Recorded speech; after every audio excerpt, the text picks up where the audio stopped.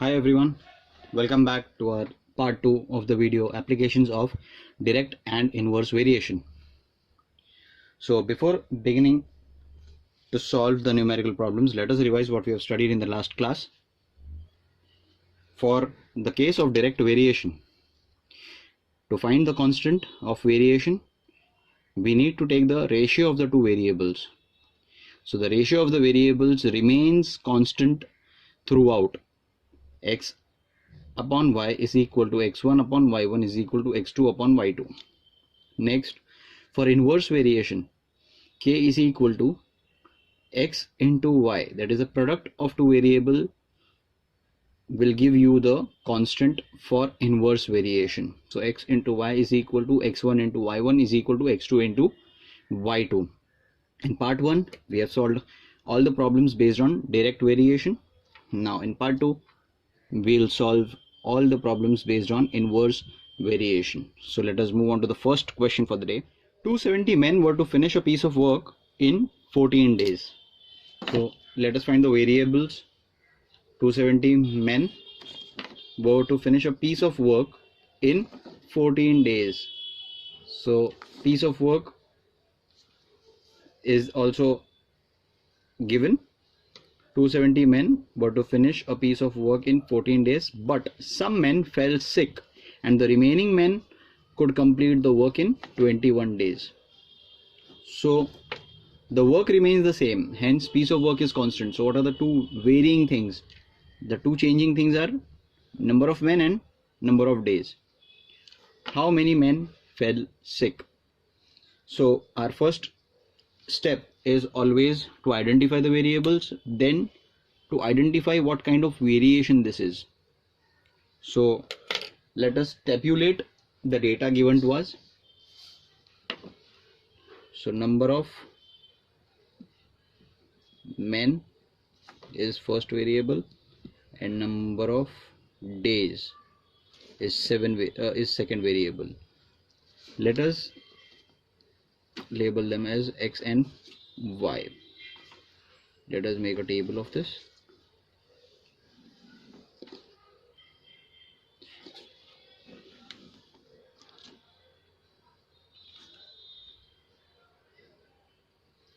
Now 270 men were there first, who were allotted a work for which would be completed in 14 days. Let that variable be x1, number of days be y1 because of the first case. Next, few men out of 270 were sick and the remaining could complete the total work in 21 days. Let this be y2 and the unknown over here be x2. So now let's identify whether this is direct variation or inverse variation. So if number of men increase, what happens to the number of days required to complete the work?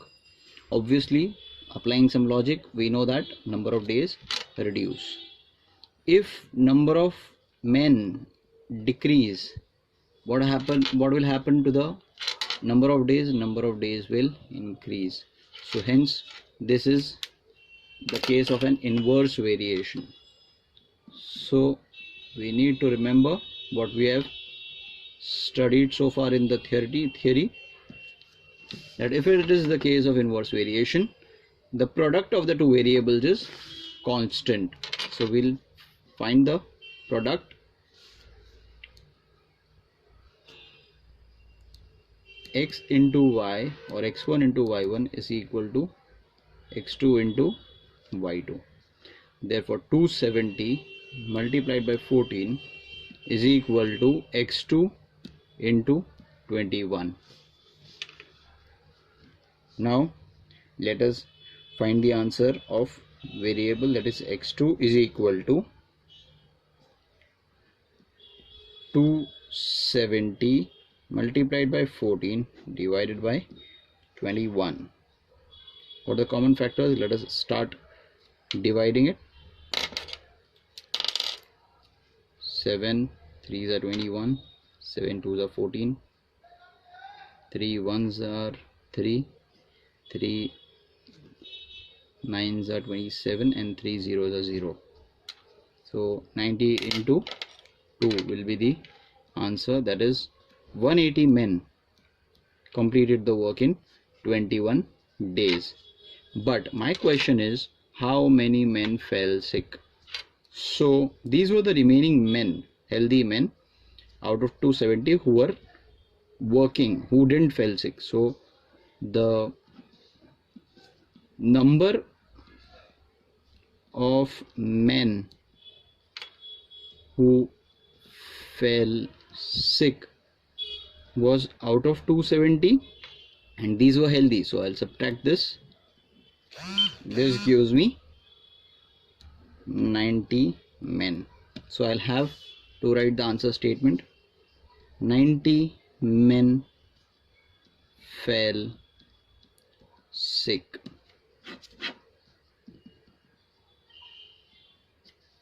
So this is the way you solve a problem of inverse variation.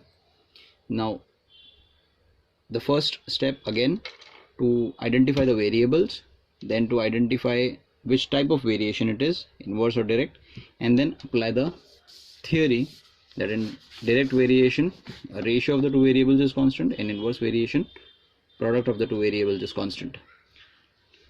Let's move on to the next question.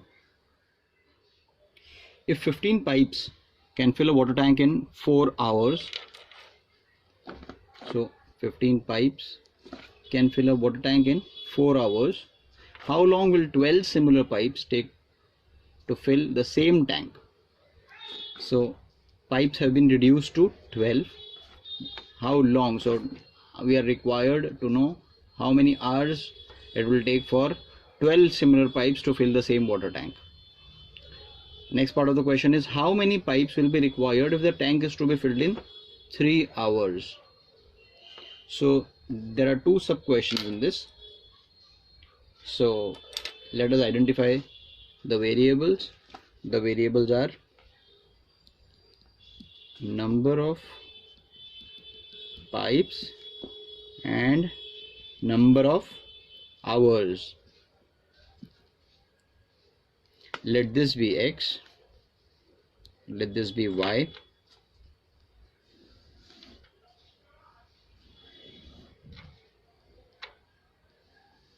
Let us tabulate the data, and then we'll decide whether it's inverse or direct variation. So now number of pipes were 15 in the first case. It took 4 hours. Number of pipes are reduced to 12. The number of hours is asked for 12 pipes to fill the same tank. So let that variable be y2. We don't know it, as we have x1 over here, y1 first case, x2 over here, y2. And now how many pipes will be required if the tank is to be filled in 3 hours? So we know over here we have 3 hours. So this is your y3, and we have x3 unknown over here. So let us now decide what kind of variation this is. Now if number of pipes increase, let me show a diagrammatic representation for y'all. If this is my water tank, if this is one pipe which is filling the water tank, the question says 15 pipes can fill this water tank in 4 hours. Okay, so 15 pipes are there which take 4 hours. How many pipes or how many hours will 12 pipes take? So as per our data, I have written that variable as y2. And then if suppose I want this tank to be filled in 3 hours, how many pipes will be required? So let that be x3, and this will be 3 hours. So we want to find this and this. We know for 15 pipes it takes 4 hours to fill this water tank. So as we know that if I increase my number of pipes, my time required will be less. So if I decrease my number of pipes, my time required to fill the same tank will be more. So let us see and predict by applying some logic. If 15 pipes are there, it takes 4 hours. So 12 pipes will take more than 4 hours. And if we want that task to be completed in 3 hours, so more than 15 pipes will be required. So this is our approximation based on the data that is given to us. Okay, let's move ahead and start solving the problem.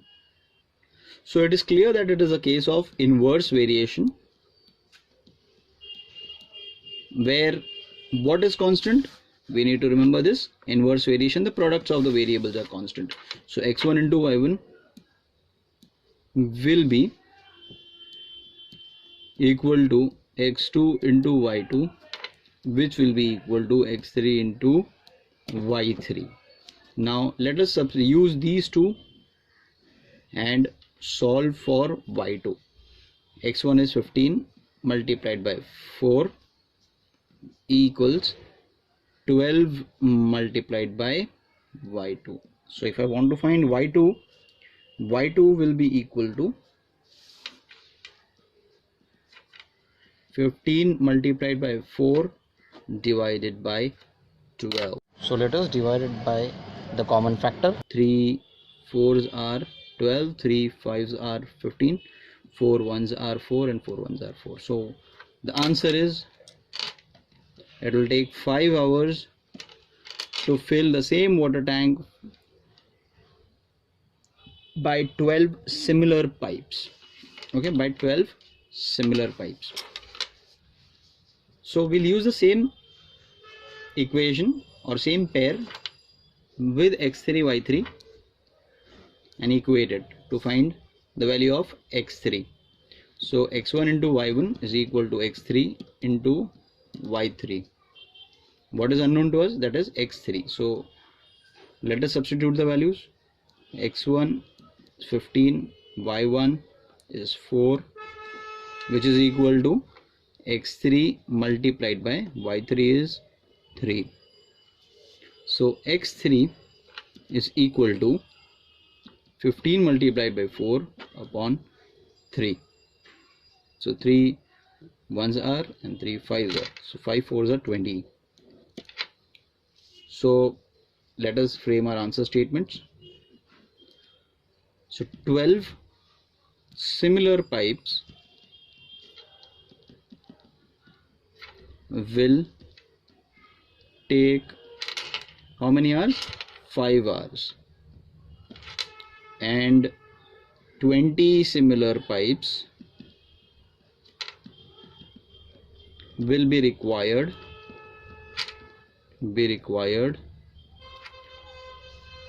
to fill the same tank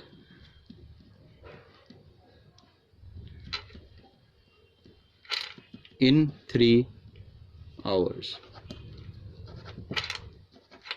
So this is the way you're supposed to solve. A train is moving at a speed of 100 kilometers per hour. It takes 18 minutes to reach a station. What should be its speed if the train wants to reach the station in 15 minutes? So we have distance common, that is constant, between a place where the station is present at the moment and the station. So let us have a diagrammatic representation of the same. So we see a train over here. This is place A. From here the train takes 18 minutes to reach over here. So first case, time is 18 minutes if it travels at a speed of 100 kilometers per hour. But it's normal that the train gets delayed. So the time span in which the train has to reach a place gets reduced at the destination station. So the distance is same. So we need to know, or we need to calculate, if the train wants to reach this station B in 15 minutes. Okay, in 15 minutes, what should be the new speed? so we don't know what should be the new speed, so that the train reaches from the same place to the same station in 15 minutes. So let us see, we have identified the variables speed and time. Distance between place A and station B is constant, so speed and time are the two variables that we need, or that we need to find. Let us tabulate the data. Speed, time, let us label this as x and y, tabulating it based on the data given in the question.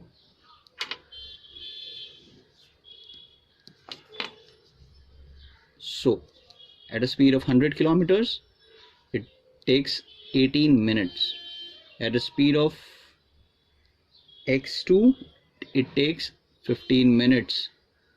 So let this be x1, let this be y1, let this be x2, let this be y2. Now let us see whether it is in direct variation or inverse variation. So if my speed increases, the time required will, or the time expected will be reduced. If my speed reduces, time required to reach a certain distance will increase. So we see that this example is also of inverse variation. And to remind you, the case of inverse variation, k is equal to x1 y1 equals to x2 y2, that is, the products are constant for inverse variation. Now before calculating, we need to see that speed is in 100 kilometers per hour and the time is given in minutes. But normally when we solve problems, we need to have the units in the same frame or the same system of units. But let me remind you, we are solving a ratio problem where even if we take, if we convert this 18 minutes into hours, we'll get the same unit answer over here. So if we keep this as 18 upon 60 or only 18 in minutes, we'll have the corresponding speed in kilometers per hour, because over here we are considering this also in minutes and this also in minutes. So the ratio remains same. Hence we don't need to bother about conversion of units here, especially in the problems where we have ratio. Now let us move on solving the problem. So x1 into y1 is 100 into 18, which is equal to x2 into 15. So what will be my x2? X2 will be equal to 100 into 18 upon 15. 3 5s are 15, 3 6s are 18, 5 1s and 5 20s. So we have 20 into 6, that is 120 kilometers per hour. So if you see, if my train needs to reach this place in 15 minutes, it will have to increase its speed to 120 kilometers per hour. Okay, so answer statement: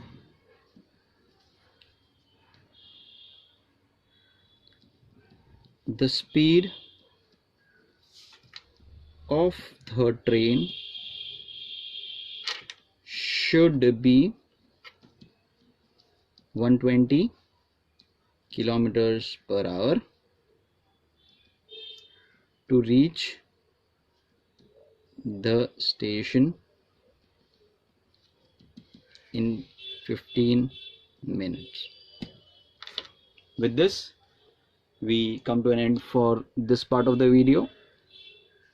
Part 1 and part 2 we have discussed and solved direct and inverse variation problems, especially in the form of its applications in our daily life. So keep solving, stay home, stay safe. Thank you very much. Bye.